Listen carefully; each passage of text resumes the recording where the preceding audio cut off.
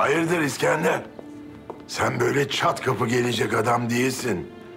Alayı vala yapmadan geldiğine göre işin acele. Onca sene patron mu olmuşsun İlhan? Kan çekiyor işte. Bana emreden adamı göresim geldi. Gelemez mi? Aha, yengeye bak. Hiç değişmedi. Cihangir nerede? Yok mu? Yaşlandık be İlhan. Gerçi ben iyiyim de senin dip boyan gelmiş. Ne istiyorsun İskender söyle. Şu havuz olayını külliyen yasaklayayım diyor. O niye? Çünkü ben yüzmeyi bilmiyorum. Kıskanıyorsun ya. Kıskanıyorum İlhan. İnsanı harekete geçiren şey yokluk. Olmayınca istiyorsun. Olana bakıyorsun. Benim neden yok diyorsun. Benim neden yok diyorsun ama onu sadece kendine söylüyorsun. Ama gücün olursa başkalarına da höykürüyorsun.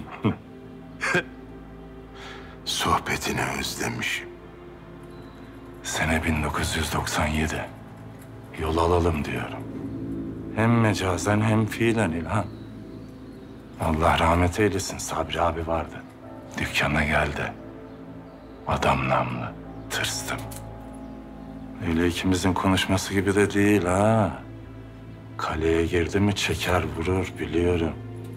Bana dedi ki yolundan çekil. Yoksa senin ecdadını silerim. Hakikaten ben çok kibar adamım ya. Ne diyorsun oğlum sen ha? Silerim diyorum İlhan. Daha ne diyeyim?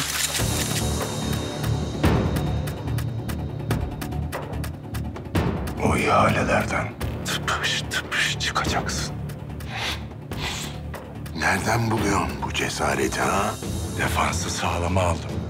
Arkamda dayılarım, büyüklerim. Onlara güvenip sana sallıyorum. İyi mi?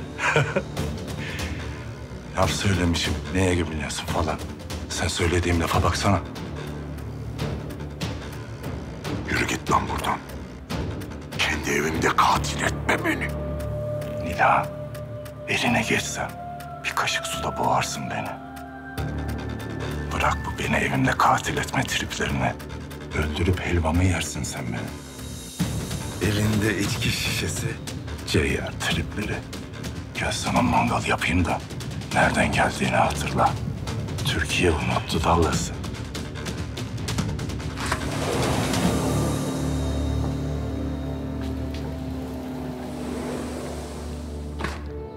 Hiç sevmedin beni değil mi yenge? Ne alaka? Deli bir kahkahayım ben yenge. Alakaların efendisiyim.